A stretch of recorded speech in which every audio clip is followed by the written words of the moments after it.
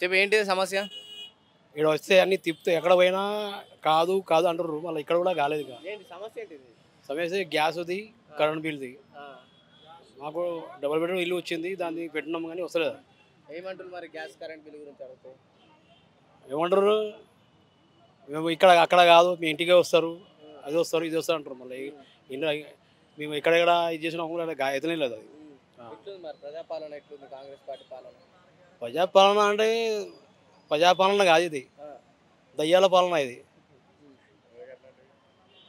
పెద్ద మాట అంటే ఏంటి మరి? ఎంత మాట అంటే 10 మంది కూర్చోరు కానీ ఎలా కొట్టేస్తారు, ఎంత ఏం తీసుకుంటారే చేస్తలేరు వాళ్ళు.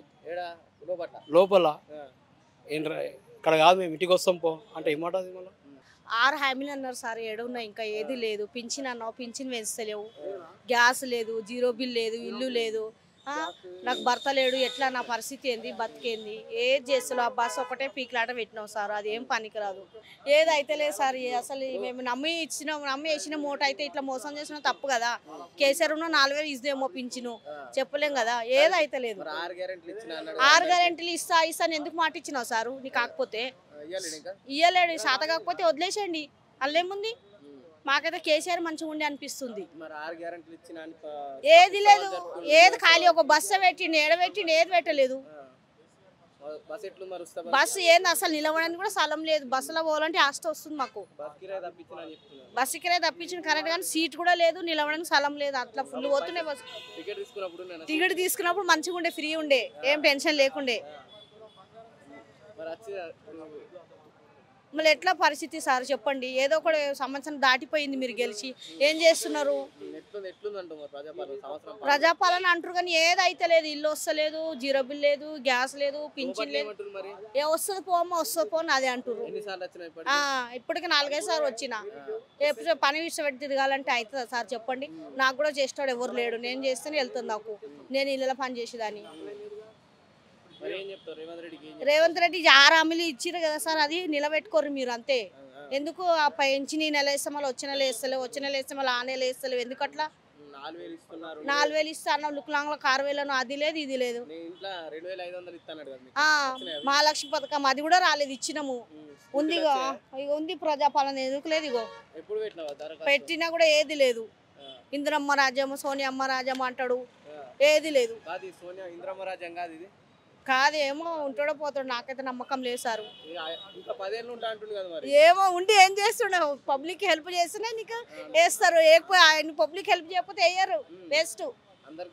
అందరు సాయం కంపల్సరీ చేయాలి, కేసీఆర్ చేసినట్టు.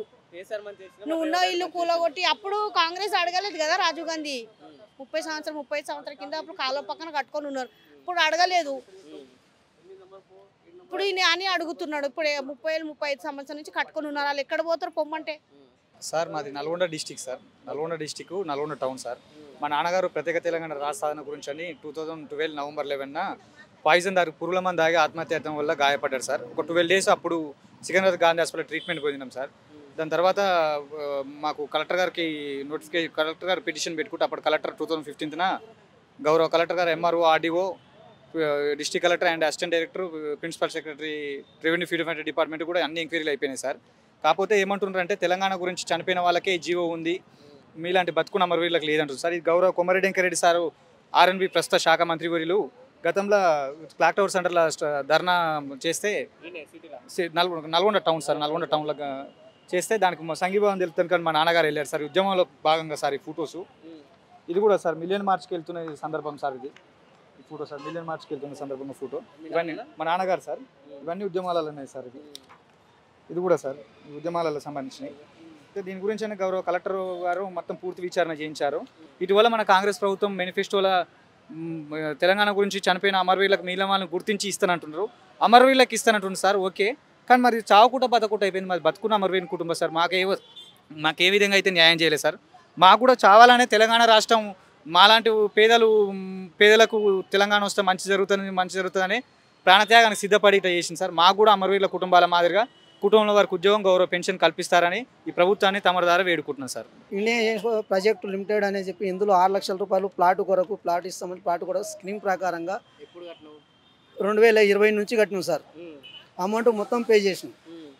ఇంతవరకు డబ్బులు ఇస్తామంటున్నారు, డబ్బులు ఇవ్వడం లేదు. ప్లాట్ రిజిస్ట్రేషన్ అంటే ప్లాట్ ఇవ్వడం లేదు. ఎండి జగను, జిఎం దినేష్ సారు వీళ్ళు. దీని గురించి మేము ఇక ప్రజాపాలనకు వచ్చి ఇక్కడ దరఖాస్తు ఇస్తే వీళ్ళంటూ రాచకొండ పిఎస్ సిపి దగ్గర పోయి కలవండి అని అంటున్నారు సార్. అందరి దగ్గర అన్నీ ఇచ్చేసినాం, అన్ని డాక్యుమెంట్స్ కూడా ఉన్నాయి.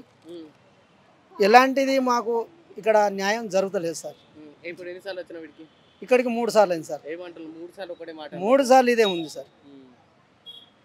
3 సార్లు కలుస్తలేరా? 3 సార్లు ఎటువంటి నిర్ణయం లేదు, మీరు సిపిలో రాచకొండ దాంట్లో కలవండి అన్నారు. నేను ఎల్బీ నగర్లో కూడా ఇచ్చాను సార్. ఎల్బీ నగర్లో కూడా ఇస్తే ఎల్బీ నగర్ వాళ్ళు కూడా అదే ప్రకారంగా వారం రోజులు దరఖాస్తు చూసుకొని దాన్ని కూడా సరే ఇది సివిల్ మ్యాటర్ అని చెప్పి డిస్పోజన్ చేసేసిండు సార్. దీనికి ఎలాంటి న్యాయం జరగడానికి కొన్ని కోట్ల మంది కట్టి కొన్ని వందల మంది కట్టిండ్రు సార్ ఇందులో. ఎట్లుంది మరి ప్రజాపాలన? ఎట్లుంది? సంవత్సరం అయితే కాంగ్రెస్ పార్టీ అధికారంలోకి వచ్చి ఏమంటారు?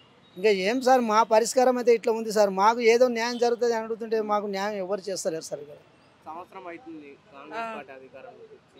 ఎట్లుందంటే ఏం చెప్తారు? ఎట్లుందంటే ఒత్తి బస్సులు చేసింది సార్. ఇప్పుడు ఇల్లులు వస్తే మాకు తెలుస్తుంది చేసిన అన్నట్టు. 6 గ్యారెంటీలు ఇచ్చిన బస్తో పాటు 6 గ్యారెంటీ అందలేదు, ఒక్క బస్సే. ఇప్పుడు గ్యాస్ కోసం కూడా మాకు రాలేదు, ఇల్లులు రాలేదు. మళ్ళీ 2500 వేస్తా అని చెప్పిండు, అది కూడా రాలేదు సార్. ఇచ్చిన అంటుంది కదా మరి. ఇప్పుడు మన ట్యాంక్ బండ్ మీద పెద్ద పండుగ చేసిండు.